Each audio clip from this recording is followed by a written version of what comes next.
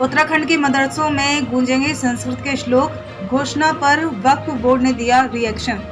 उत्तराखंड के मदरसों में अब संस्कृत के श्लोक भी गूंजने वाले हैं, क्योंकि उत्तराखंड मदरसा एजुकेशन बोर्ड ने इसे लेकर तैयारियां शुरू कर दी हैं।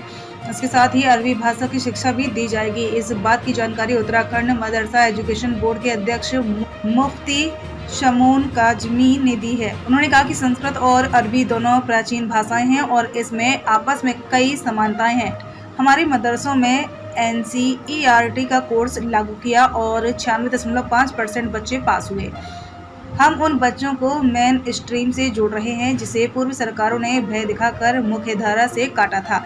मदरसा बोर्ड अध्यक्ष मुफ्ती शमून काजमी ने कहा कि उत्तराखंड में मदरसों में लगातार हो रहे सुधारों के तहत अब ऐसे प्रावधान लागू किए जा रहे हैं जिन्हें पहले तार्किक नहीं माना जाता था। मदरसों को अब तक खास तौर पर एक समुदाय की भाषा और संस्कृति से जोड़कर देखा जाता था, लेकिन अब इस छवि को बदलने की कोशिश की जा रही है। मुफ्ती ने कहा कि हम चाहते हैं कि पंडित जी को अरबी आनी चाहिए और मौलाना साहब को संस्कृत आनी चाहिए। भाषाएं किसी की नहीं होती, लोग जितना ज्ञान हासिल कर लें वो सबसे अच्छा है। हमारे बीच की दूरियां कम होनी चाहिए, हमें एक दूसरे के बारे में जानना चाहिए। वहीं आज तक से खास बातचीत में वक्फ बोर्ड के अध्यक्ष शादाब शम्स ने कहा कि मदरसा बोर्ड की कोई मान्यता नहीं है। यहाँ का बच्चा क्या पढ़ेगा और क्या बनेगा, मदरसा बोर्ड को तुरंत भंग किया जाना चाहिए। जिसकी खुद की मान्यता नहीं है वो क्या पढ़ाएंगे।